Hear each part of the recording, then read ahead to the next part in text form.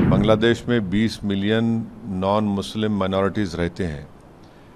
तो ये बहुत ज़रूरी है कि बांग्लादेश के जनाब यूनुस साहब इन नॉन माइनॉरिटीज़ की हिफाजत करें। बांग्लादेश की स्टेबिलिटी भारत की सिक्योरिटी के लिए बहुत ज़रूरी है, ख़ास तौर से नॉर्थ ईस्ट के लिए। हम उम्मीद करते हैं कि भारत सरकार भी बांग्लादेश से और भारत सरकार के हमारे देश में ताल्लुक़ात और ख़राब नहीं होंगे बल्कि अच्छे होंगे। देखिए, बांग्लादेश जो बना वो बना था सेकुलर बांग्ला नेशनलिज़म के ऊपर, और बांग्लादेश के संविधान में आर्टिकल 41 फ्रीडम ऑफ रिलीजन की बात करता है, 27, 28 इक्वालिटी ऑफ लॉ की बात करता है, और उनके संविधान का आर्टिकल 12 सेकुलरिज्म की बात करता है।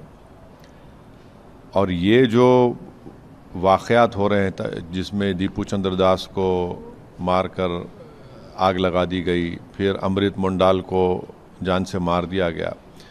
बांग्लादेश में 20 मिलियन नॉन मुस्लिम माइनॉरिटीज़ रहते हैं।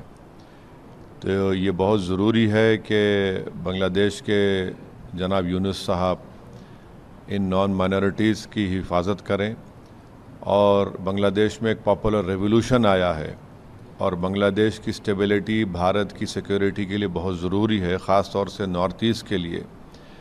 तो जहाँ पर हम दीपू चंद्र दास की हत्या और उसके जलाने की हम पुरज़ोर अल्फाज में उसकी मज़म्मत करते हैं, कंडेम करते हैं, हम उम्मीद करते हैं कि भारत सरकार भी बांग्लादेश से और भारत सरकार के हमारे देश में ताल्लुक़ात और ख़राब नहीं होंगे बल्कि अच्छे होंगे, क्योंकि बांग्लादेश की स्टेबिलिटी भारत के लिए बहुत ज़रूरी है।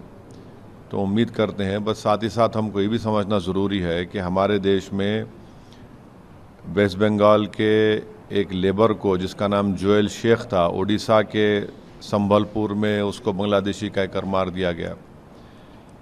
त्रिपुरा के एक MBA स्टूडेंट को, जो ट्राइबल लड़का है एंजल चकमा, उसके चेहरे को देखकर उस पर तंज करके उसको मारा और पीटा गया, उसकी मौत हो गई, जो त्रिपुरा का एक ट्राइबल है।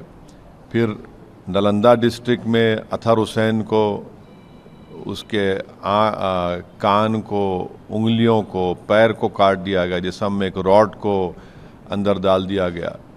तो ये तमाम इस बात को बताते हैं कि जहाँ पर रूल ऑफ लॉ कमज़ोर होगा और वहाँ पर मेजॉरिटेरियन पॉलिटिक्स गलबा हासिल कर लेगी, तो फिर ये वाक़यात होते हैं। तो हम अपनी पार्टी की जानिब से दीपू चंद्र दास और अमृत मुंडाल की जो उनकी लिंचिंग हुई उसकी मज़म्मत करते, और उम्मीद करते कि हमारे ताल्लुक़ात बांग्लादेश से और ख़राब ना हो, और जो भारत सरकार कोशिशें कर रही हैं उसकी हम उसको सपोर्ट करते हैं बांग्लादेश में ताल्लुक़ात को अच्छा रखने के लिए।